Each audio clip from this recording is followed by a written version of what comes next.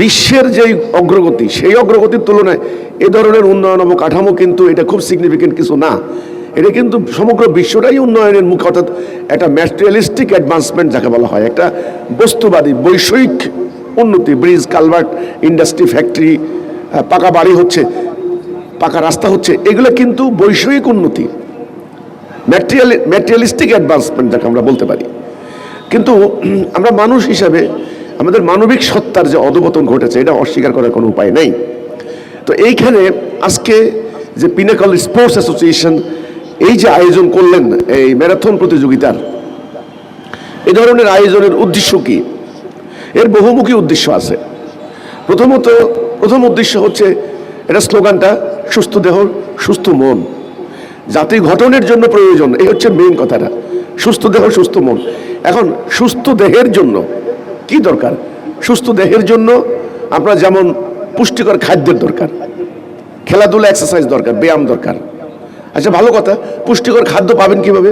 যেভাবে দ্রব্যমূল্যের ঊর্ধ্বগতি, এখানে ঢাকা শহরের কয়টা পরিবার নিয়মিত ব্যালেন্স ডায়েট পাচ্ছেন না? দুধ, ডিম, কলা এগুলো কিন্তু ধরাছোঁয়ার বাইরে। ন্যূনতম কোনো রকম মানে সাদা ভাত লবণ দিয়ে মেখে খাওয়ারও কোনো টাইম নেই এখন, মানে এই ক্যাপাসিটি অনেকের নাই। ডাল ভাত, সোজা কথা, ডাল ভাতের কোনো ক্যাপাসিটি নেই। আমাদের দেশে একবার গত সরকারের আমলে আপনার বিডিআর বিদ্রোহ হয়েছিল, সেখানে বহু সেনা অফিসারকে মারা হয়েছে। কর্মসূচি কি ছিল? ডাল ভাত কর্মসূচি। খুব বেশি কর্মসূচি না, ডাল ভাত কর্মসূচির জন্যই কিন্তু এই বিদ্রোহ হয়েছে। তো আমরা এখনো ডাল ভাতের জন্য লড়াই করে যাচ্ছি। আমার কথা হচ্ছে এটা। তো পুষ্টিকর খাবার কিন্তু খেতে পাচ্ছেন না। সুস্থ দেহ কিভাবে থাকবে যত সময় তার শরীর গঠন হচ্ছে না? এবং খেলাধুলার প্রতি পরিবেশ আমাদের ঢাকা শহরের মধ্যে খুব নাই বললেই চলে।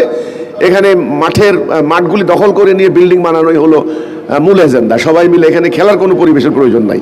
তো যাই হোক, ঢাকা শহরের এই ব্যস্ততার মাঝেও আমাদের এই পিনাকল স্পোর্টস অ্যাসোসিয়েশন তারা চেষ্টা করছেন প্রতি বছর এখানে ম্যারাথনের আয়োজন করার জন্য।